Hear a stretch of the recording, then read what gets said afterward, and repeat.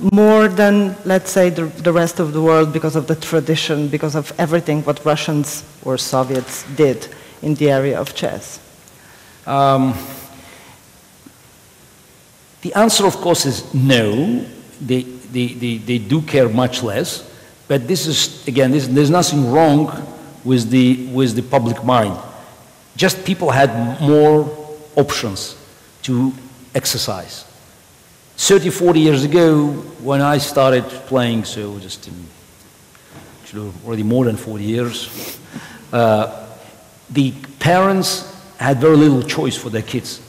They could go for sport, they could go for music, maybe for science, so just it's the ballet.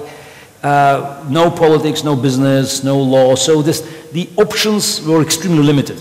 You didn't like the ballet, so you No, decided. I'm just, okay, my father's family, you know, they all were, you know, musicians, so with father's family, you know, they all were, you know, musicians, so I was an exception. So, I just think it's very natural where people are trying to find the best future for their kids. And if you have millions of kids being tried on chess, your chances to find Karpov, Kasparov are much higher than if you have 50,000 kids in New York, Chicago, going through the network to find Bobby Fischer. So it's all about big numbers. I don't believe there is the special like a genetic assignment for the game of chess in ex-Soviet Union. It's all about numbers and traditions. So traditions were built, and they're very much alive, but we don't have the same numbers of kids getting in. So it all depends on the combination of the state influence and the public determination. If you look at the most prominent chess nation today, it's a very small state, you know, just a bit bigger than Slovenia, Armenia. It's a 3.5 million people, but they won 3 out of last 5 chess Olympiads. Very strong team. And the reason they're doing so well is that chess is in the schools. It's the only country that has a mandatory chess education. Just for starting just 2 years ago. What helps this progress is that the president of the Armenian Chess Federation happens to be the president of the country. Sure. But it also shows the respect for the intellect. While in Russia, it's exactly the opposite. The Putin's regime shows total contempt to the intellect, because such dictatorship, they're suspicious of any intellectual activities, because they know historically that the protest is always boiled within intellectual circles. So that's why chess is not being totally deprived. There's still some funds available, but it's not the same state support and public affection than before. So what are you trying to achieve with Kasparov Chess Foundation? And where do you concentrate your efforts? No, ideally, you know, it should be global, but you start where you have funds available for your work. I started in the United States 10 years ago because there were enough people there who wanted to support the future of their kids. We have plenty of rich people in Russia, but they invest elsewhere, not in our country. So, Kasparov Chess Foundation started in America in 2002 with the goal to come up with a blueprint for schools where chess could be taught for kids. We had enough evidence already at that time that small injection of chess at early age could have a tremendous effect on kids, both educational and also social effect. Because we have been working in most prestigious private schools in the country, in the United States, and also in underprivileged schools in the inner cities. And we saw the positive results. It's not only just, you know, scientific study, but you could hear reaction of the parents, of the headmasters, and you could see that it has a very good community effect. Last year, I opened Kasparov Chess Foundation Europe in Brussels with an attempt to spread around the idea and to capitalize on many programs that have been opening up in Europe. it's quite surprising if you start looking at the data, how many schools in every country have separate chess programs. The problem is no one could bring them together and just to maximize the effect of chess in education. And I'm a great believer that chess in education could be a very important bridge from the classical, old-fashioned classroom that hasn't changed over 100 years into the modern education environment, especially, you know, with the iPad generation, where kids are getting very upset if information doesn't go both ways. It's interactive. And the classroom has a teacher as the only source of authority that you know, deflects every creative initiative. We succeeded in Europe in promoting the written declaration in European Parliament, which was, you know, a logistical nightmare, because, as you know, European Parliament has many factions. But the good news is that we managed to get votes from every political group, so from conservatives, from socialists, from liberal democrats, from Greens, across the spectrum. So it showed that chess has appeal that goes beyond ideological preference. As for geographical, of course, Eastern Europe donated more votes, percentage-wise, but because the largest countries are on, you know, other sides, so again, it was balanced. So Slovenia had only 8 members of the parliament, but 100% performance.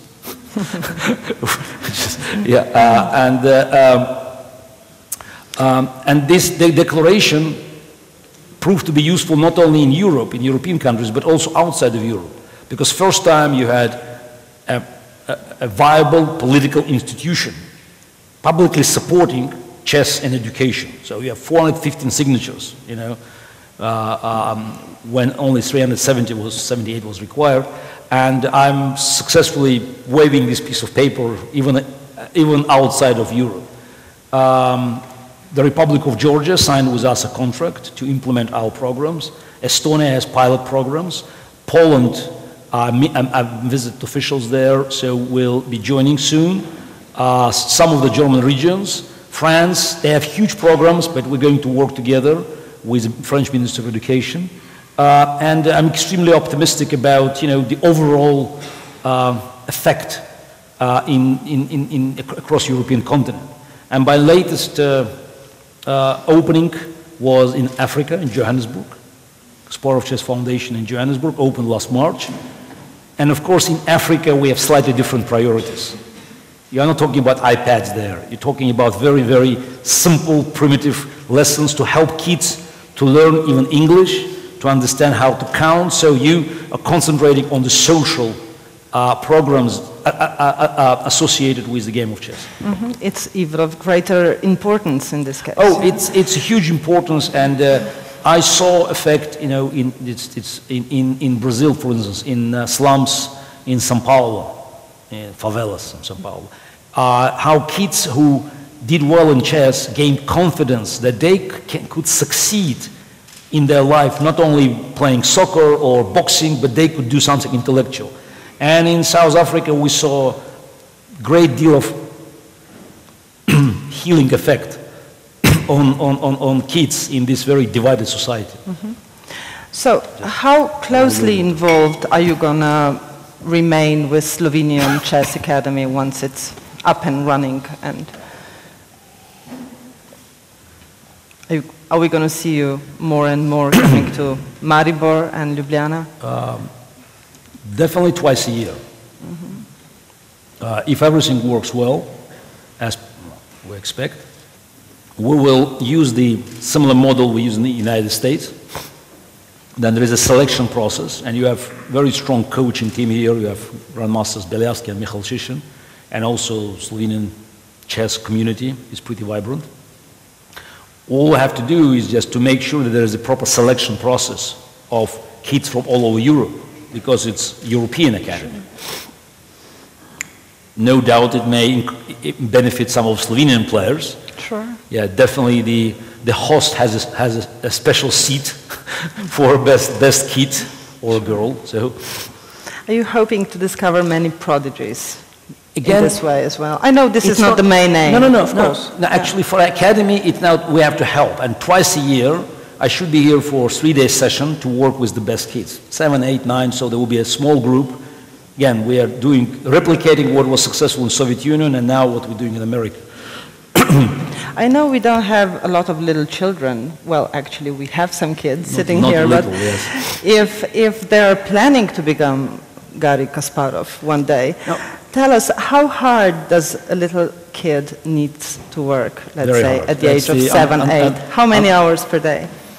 No, I don't think you can measure it by hours. I think it's more by the passion. So there's if they are willing to sit at the chessboard or now in the computer screen, I mean, great, so you shouldn't stop them doing so. It's what is your own experience?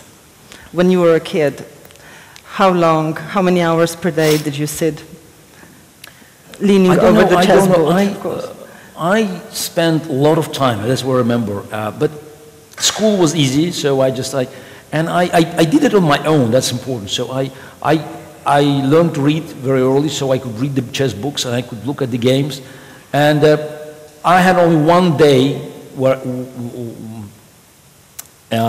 at the Pioneer Palace, at the chess section, only on Sunday, because it was far away, and no one could actually take me there. So I had only one day a week when I could go there to play with other kids, to hear the coach. So for first 2 years, I was very much on my own. But I loved the game, and I played with my uncle, who was quite a decent club player. So I remember that the passion was the key element. So you don't have to overdo it. You don't have to push too hard, just not to kill the appetite for the game. But you have to keep it always, at a certain level. But eventually you became the #1 in chess world, and which is even more important, you remained there for about 2 decades, which is probably the greatest success one can make in the chess world. But tell us something, what is the life of #1 in chess world like? I mean, one would say, again, as an outside observer, that this is a very solitary position. One has this feeling that, you are there playing your matches, doing preparations, doing analysis. There isn't much, I don't know, wasting time, going out, having fun. Look, trust me, in every life there's plenty of wasting of time. How do you waste time? If I look back at my life, I could easily, explain how half of the time was wasted. You must be joking. No. It's just trust you me. Can't be serious saying this. Time is always wasted. So I believe the greatest human creativity is on that side, wasting time. So it's impossible to avoid. You can watch the same movies many times. You can do many things that you may consider not very intelligent and not very useful, but we are wasting time. So when you start analyzing, if I go back now, I can easily find, that was wrong, that was wrong, that was. So it's just, you should try to learn from your own mistakes, but not everybody does. And I have to confess that, I also repeated mistakes. So it happens. You were one of the first chess players, professional chess players that employed an agent. I believe you were the first one. You were the first one, yeah? And has that changed your life a lot? Like suddenly you had someone who organizes your life, apart from your wife, of course. I'm married 3 times. So. Well, so you had 3 wives organizing your life. No, okay, not at the same time, I hope. So. No. The first agent, that worked with me, it was all back in the 80s, at the time of the Soviet Union. It was very odd because, it was not yet a free travel, so partially restricted. Of course, for me, it was not that difficult. The financial relations with the state were also very odd. So the chess players, they had better arrangements than other sportsmen, but still, until 1990, I was forced to give up most of my earnings to the state. So since 1990, I decided not to take any more assistance from the state, so I cut relations with the sport officials. Sure. So, but agent is, for me it was very natural that somebody does this work and being paid for that. Also maybe somehow my active nature, was an obstacle to help an agent to work on his own. So sure. Often I had my own say of what's right, what's wrong. Actually, many times I was wrong because, you don't have to interfere with someone who's more experienced. I've seen one of your agents, obviously, in one of the documentaries that was made maybe 5 years ago, and he was saying, okay, Garijem Kasparov knows what he wants, absolutely. But when he's behind the chessboard, he's, of course, he's genius, he's extremely professional, but as a private person, he's, of course, human, and he makes humanely mistakes. Absolutely. I testify for that. So. What kind of mistakes? All sorts of mistakes. It's going back to wasting time. So all sorts of mistakes. I admire that there are certain people who can learn from their mistakes. They make them once and don't make them anymore. I'm afraid they exist in the books only. So, or it's great individuals that made a lot of mistakes, but now when you read about their lives, you find out that it was all perfect. So I'm sure my biographies also will look like, a perfect legend. Sure. Yeah. Sure. But I have one particular mistake in mind, the one that you proclaimed to be mistake as well. 93, when you broke away from FIDE, you said yourself that was an uncalculated mistake. It's worse. It was calculated mistake. It was calculated. That's good. So what actually happened at the time? I mean, you were relying on support of Nigel Short, having a lot of support among the Western players, and actually did not happen. Was that the miscalculation that you did? It's calculated miscalculation. Exactly, yes, correct. It was calculated miscalculation. Because I was very much under the impression of the dividing lines of 1989-1990. When the collapse of the Grandmaster Association that I formed with my colleagues and with support of the Belgian businessman Bessel Kok, when this association was very close in actually taking over World Championship from FIDE, but failed because of this division between Eastern and Western players. Sure. And with the collapse of the Soviet Union, so was you playing Nigel Short in London, the Times Chess Championship? Was this the first non-political event? Non-political event? Remember in the beginning you were saying that big chess events were political. You playing Karpov, Fischer playing Spassky. Yes, what about Kasparov playing Nigel Short? But you said non-political, but still, as you just pointed out, that this calculated mistake was purely political. That I expected to revitalize the dreams of the 1990 based on the wrong assessment of the situation. So I thought it was still, West-East, but it was very different. I tried to move chess into the professional area without the same support as I enjoyed before, without any, financial backing that I could. I still raised money from Intel Europe, but it was not the same climate, political climate, that could help me to realize a dream. And the match with Nigel was not political as Gary Kasparov versus Karpov, Anatoly Karpov, but it was still political because it was a split. And it started this schism in the world of chess that, in my view, played a very negative role in the development of chess. And while I accepted my own guilt for making this wrong move, unfortunately many of my colleagues didn't have any courage to recognize that if they could rally with me at that time, we could do something good out of this mistake. Because there were great opportunities, but everybody wanted to play safe, to see what happens and not to help Gary Kasparov to succeed because they thought it was a personal crusade rather than it was my attempt to revitalize the chess world and to search for these sponsorship packages that we have been missing at that time and we even more badly missing today. But there was another very interesting thing, you playing Nigel Short. I remember the Times Championship and the Hotel Savoy and everything that was going on there. And I remember all the magazines, all the newspapers, all the television, Channel 4 documentaries.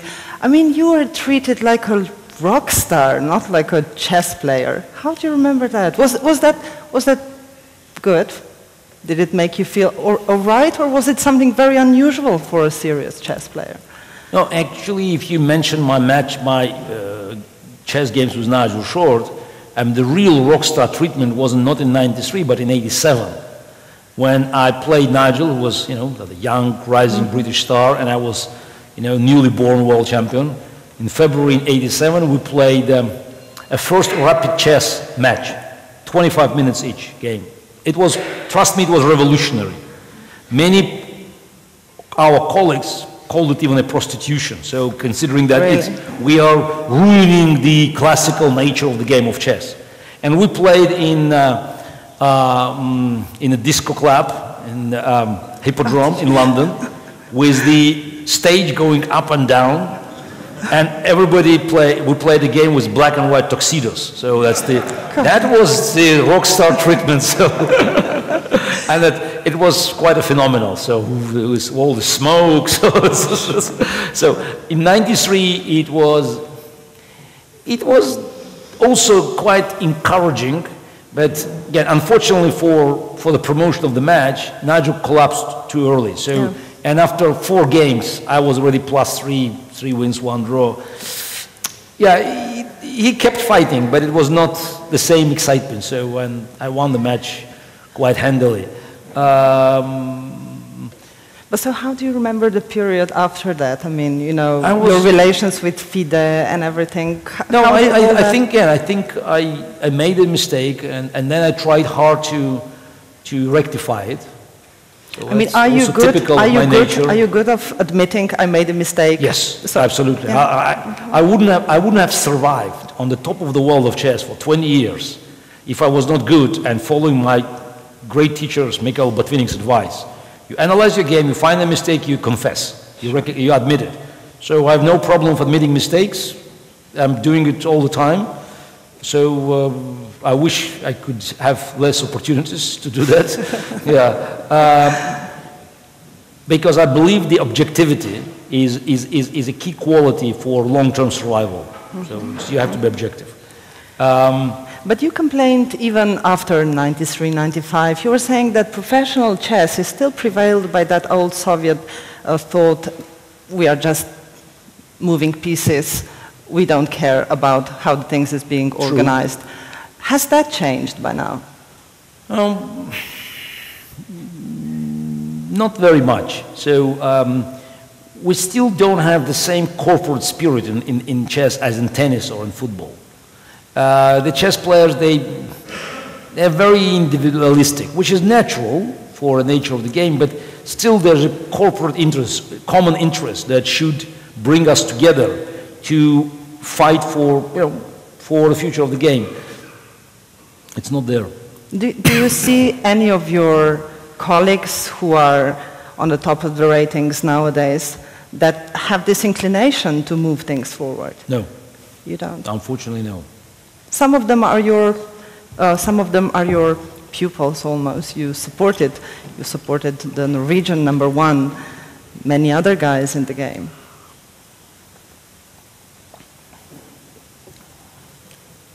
Let's say that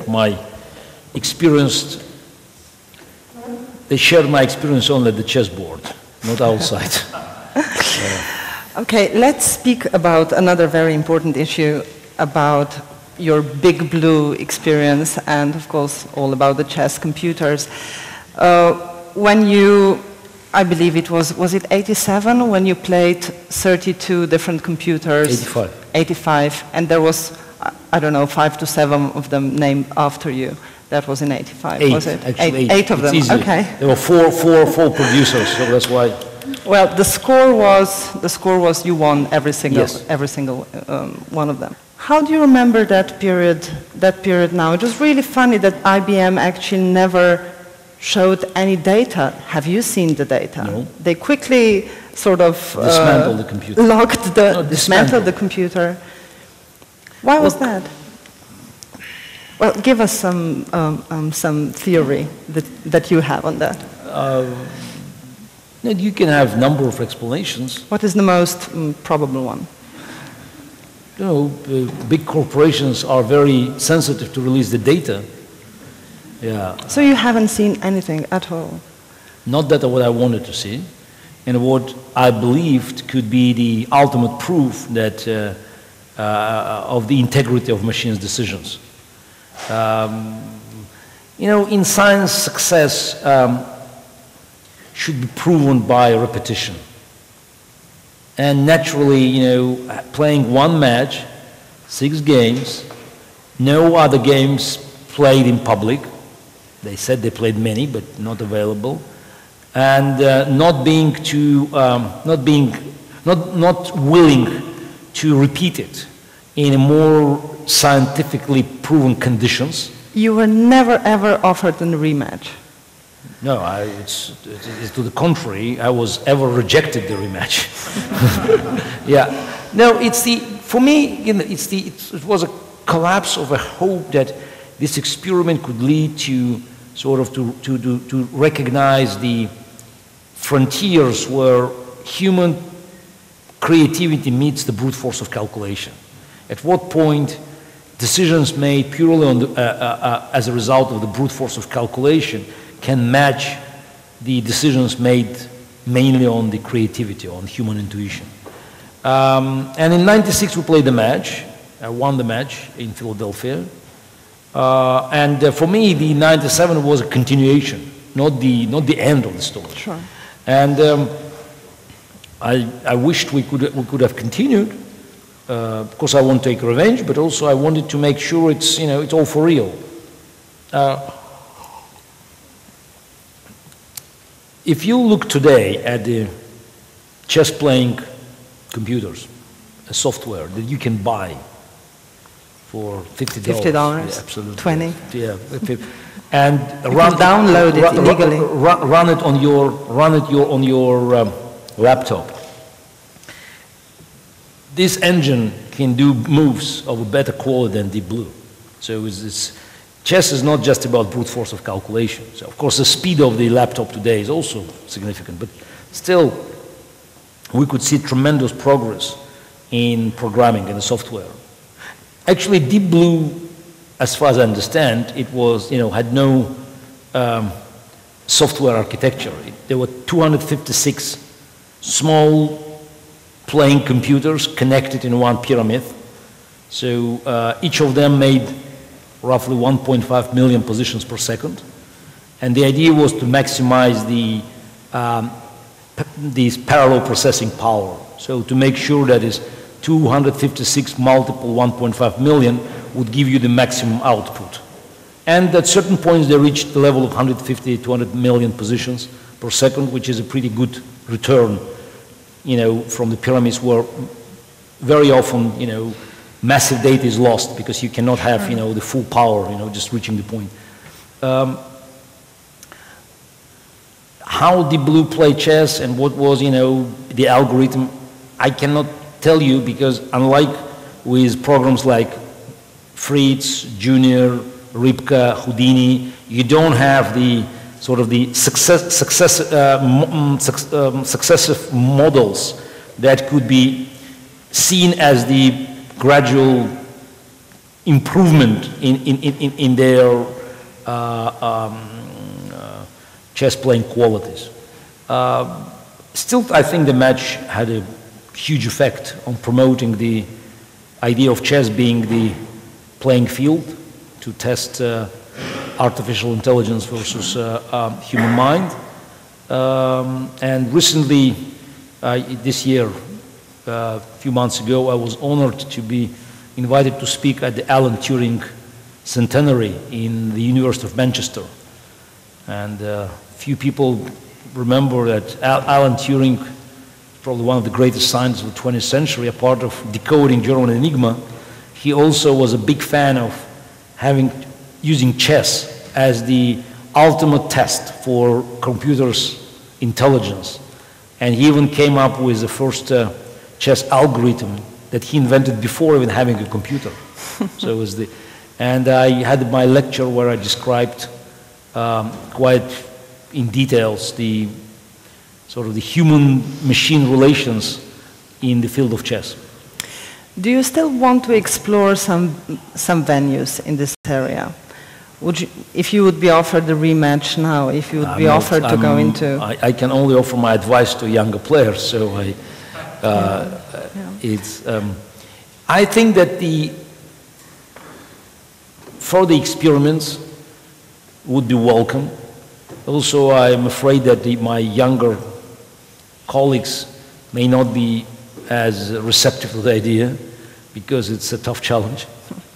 What I think should be changed in the rules, apart of some technicalities about access to the database, but the key element that requires change is that if you play a match of 6 or 8 games, it should not be about winning the event. For human, it should be winning one game. Because all we have to find out in the match is that whether the human being at his best day or her best day could succeed in beating the best computer. Because when we play number of games, it always fluctuates. So we can play one day well, another day it could be not as good. We could be affected by the bad weather, sure, by family problems, by stock market crash. So there are plenty of things that can easily affect our performance. Now, we need to make sure that humans can concentrate on winning one game to also eliminate the fear of losing and encouraged to take risk. Sure. Because my experience of playing computers tells me that the greatest problem is not ultimate power of a computer. Chess is mathematically infinite game, so that's why you cannot calculate everything to the end. The problem is that human players are not built for the same, as human beings, are not built for the same level of resilience. When we play a human game, two humans, I can make mistake, the favor can be returned, because it's a natural game. Even if you take the best games played by Fischer, Spassky, Karpov, Kasparov, I bet you that every game contains some inaccuracies. Maybe small inaccuracies, but inaccuracies. You don't have a perfect game, because you don't have to. The moment you are winning the game, you are getting complacent, and often your opponent is losing power to fight back, because it's clear, it's all over. So you always have these inaccuracies. I'm not even talking about mistakes, but just inaccuracies. So in the human game, you can play a very good, high-quality game, making 45 good moves, 3 ingenious moves, and 2 inaccuracies. And that's always enough. When you play the computer, it is not enough. It will be a draw. You will not win. So just you can easily lose, because machine doesn't care. It's winning or losing. It doesn't know what's happened yesterday. It plays the game. And the moment you make one inaccuracy, it will grab it. So it's all about this psychological inability of human beings to be consistent over 5, 6, 7 hours of playing with the same strengths. There are always little fluctuations. So going back to my proposal, if it's all about winning one game, we may encourage human player to be more consistent, just to lose all the energy. And I still think that if we apply these rules and create conditions for, favorable for human beings, just to recognize that we have certain weaknesses that should be treated well, so just not to put too much pressure, I still think that for years to come, the best human player still can win one game, and to prove that our best day, we still can beat the most powerful computers. But after everything you've said, would you say, would you agree with the thought that some people are convinced that the computers are actually damaging chess in this way, in the way that destroy exactly the things you were pointing out earlier, intuition, imagination. You know, can you imagine Mikhail Tal playing with computer? And all his, you know, romantic approach to chess would be gone immediately. Look, today tennis players, they have very sophisticated rockets. And I'm sure, you know, with this new equipment, probably number 50 today, probably could beat Bjorn Borg playing with old wooden rockets. I don't think that we should complain about technological progress. We complain that it's too slow rather than it's too fast. Things change, and many old-fashioned techniques become obsolete. So what's wrong with that? So it's a natural progress, and I think we have to find a way to get adjusted. Status quo is deadly. I believe in it, and no one's going to doubt the greatness of Mikhail Tal's genius, and we will be still enjoying the games he played and read the great stories about his chess adventures. And the fact is that many of his combinations can be refuted by the computer. I don't think it changes anything at all, and it doesn't diminish his greatness. But doesn't it make chess a little bit less royal, you know, less, how to say, even, you know, priestly, this, you know, sacred experience of playing chess? But it gets so banalized by the computer.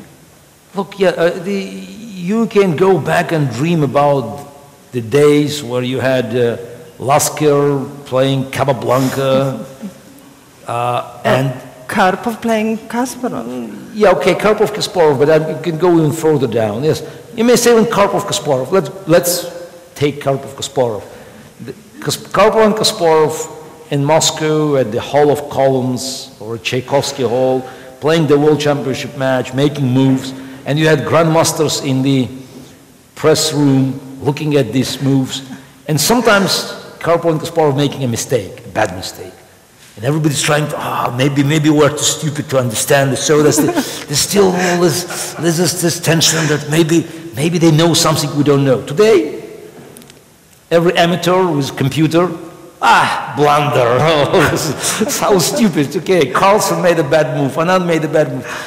Frankly speaking, when I watch online, you know, some of the games, I see the comments of complete amateurs, you know, say, oh, bad. I'm getting angry, so who are you to criticize? So. Exactly. But, you know, that's life, you know. Today, you know, you have a Bedouin in the middle of Arab desert with his iPhone having access to more information than Winston Churchill for his entire life. So what? It's life, you know. I don't think that we should complain about the natural changes. Yes, maybe I'm also dreaming and mourning the old glorious days of chess, where, you know, the authority of the world champion or challenger was, you know, unshaken. But now I think we have to find a way to capitalize on these changes. When we have so many players, amateur players, being online, willing to follow the games, we have to try to build something like a new chess Facebook, you know. We have to create environment with these great technologies rather than complaining about it. But aren't you losing time just for sort of, you know, this kind of personal touch?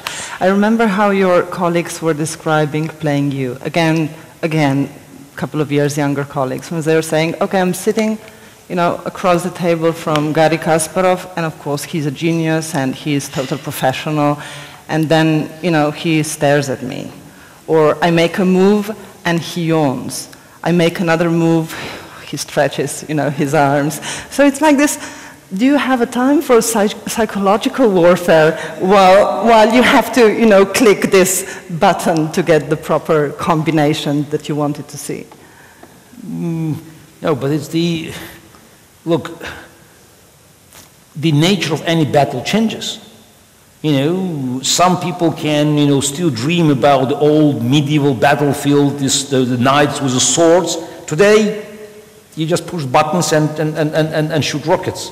So, or the planes, you know, you remember in the movies we could see the World War I, you know, the old-fashioned, you know, wooden planes, you know, showing unique technique, and now with this supersonic speed, so it's all different. Yes, I can still dream about these great days, but it's history, you know, it has changed. You know, it's water under the bridge. So it's good, let's read the books, let's make the movies about it, but let's look into the future, not to the past. You're really not a conservative man, are you? You want to move things forward. I'm trying to you know, be part of the tide, you know. And the tide of time goes in one direction. Sure. And if you start looking back, you're getting dizzy. I have only a couple of questions left for you.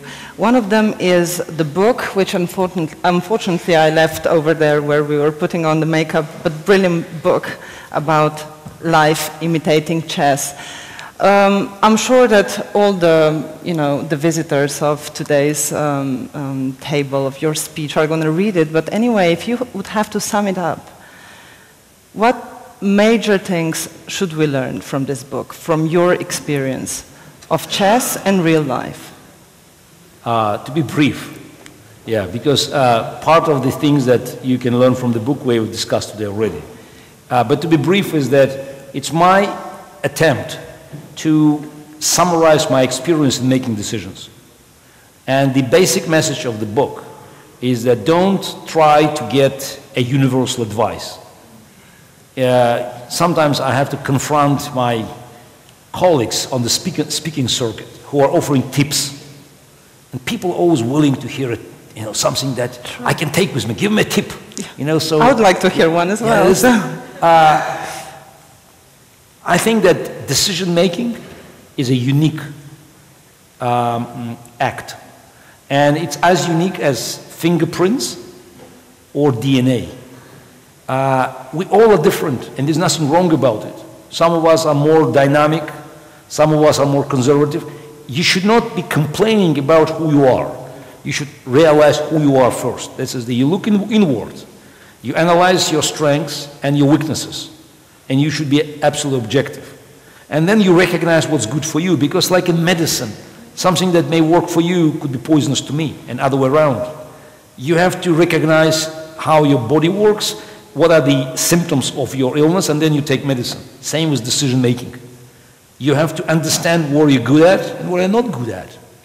And when you make a decision, you look at the environment where your strengths will be displayed and opponents' strengths will be diminished. Also making decisions, you should understand that the process of making decisions does not depend on the size, on the magnitude. Decisions made by the big politicians in the process, they are not different from decisions made by people in their daily lives. We always consider elements like material, time, and quality. And I guess it's natural, because if you're going to buy a new apartment, you will look at these factors. You will look at the price, you look at the mortgage rates, you will look at the location, you will look at the probably time from this location to your work, you will look for the, possibly have kids, for the good schools for your kids, you will look at a park nearby or waterfront. So you go through the process which includes these elements. When big political decision is made, there's still elements of material, time, and quality. So we go through the same process. And while the process is the same, the algorithm for each of us is different. And finding your own algorithm, this is key for the success. That's my book. It's more of a dialogue with the reader. I urge someone who reads the book to start searching inside for an answer and not looking for someone to provide you with all the tips that could change your life. Sure. And another question that I have deals with women chess, of course. Because in your book there is only, I have to say, a little tiny bit about women chess. This is complaint, not a compliment. And actually you were saying some really weird things in there, like that women are not aggressive enough to play chess, and they don't have enough concentration for, to be really good at chess. Did you really mean all that, that you wrote, or I don't believe you were joking, though? First, let's start with the assumption that is too little. As I mentioned, the book is about decision-making. And the chapter where the women chess analyzed is called Men, Women and Computers. I was interested in analyzing the decision-making nature. And actually, in the book there are certain examples demonstrating that a difference in decision-making may carry pros and cons. In certain situations, women's decisions are much more sophisticated because they look for a different set of priorities, and it could fit the situation better than the opposite sex. Now, as for chess, I'm quite puzzled by this, persistence of many people trying to, fight the facts. I mean, as a matter of fact, only Judith Polgar made it to top 10, stayed there for a while, and I guess it's, in this case we have an exception that proved the rule. Yes, the gap between female players and male players since Bobby Fischer time, just remember, Bobby Fischer was boasting that he could give a extra piece for women and still beat them. He was boasting, but it was a reflection of the huge gap 40, 50 years ago, which it doesn't exist now. So the gap is much closer. So I wouldn't imagine even the strongest player to give one pawn before the handicap, guaranteeing a victory against a strong female player, especially, like the world champion, who you find. So it's because they play, at a very solid grandmaster level. Still, no female after Judith Polgar made it to top 100. Her sister Susan was there, but she dropped. So let's deal with this fact. Now we try to understand why it happens. Because many people say, oh, chess is not physical. So this is not physical, so that's why, you have to expect women to do better. Now, but chess has certain components that historically are making female players disadvantages. Over centuries we had an algorithm of separating functions, and fighting was not a prime element in female assignments. It's changing. So we see dramatic change of women participation in the society over 100 years, but it cannot change overnight. So women joined the political life, 100 years ago, and in many countries, just less than 60 years ago, so just gaining voting rights. So we are moving in this direction, but still there are elements of human activities where female component is less significant. I don't know why you are so much complaining about chess. Can you name a very famous women composer? I'm sure I could, but I concentrate on chess so much now. No, but that's why the very fact that you cannot. Composing music, architecture, painting. Do you know many female paintings? Oh, yeah. Yeah, but okay, but no, at the level of Picasso? Okay, go ahead. No. Name one female. I'm asking the question. No. But this is we are in the position where, do you know any female painter at the level of Picasso, Dali, or Chagall, or Gauguin? Do you know one? So why are you not complaining about that? So what prevents, just take, a piece of paper and draw whatever you want. What's wrong? Probably I'm not giving you answers. I'm just indicating that there are certain problems you cannot simply, play as a PR, Kasparov said that. I'm analyzing facts. I'm not trying to invent theories. So I still believe that, there are certain differences inside us that, probably caused by nature. And while the differences are getting less relevant, but they still do exist. And you cannot eliminate them. Probably will never do. Okay, just a final question. You have 2 daughters, I believe, and a son. Yes. Do you teach them to play chess? All 3 of them? Look, my son, my daughter, eldest daughter is 19, son is 16, and the little one is 6. So only the little one shows some interest to the game, and I would call it still limited interest. But she may, learn it beyond the beginner's level. 2 others showed no interest. No. Yeah, and it's probably going back to the laws of genetics. That's they say that the talent can be shown in generation. So maybe their kids. Okay, you're waiting for grandchildren. For their kids. Mr. Garijem Kasparov, thank you very much for this extremely interesting interview. Thank you. Thank you. Thank you. Thank you.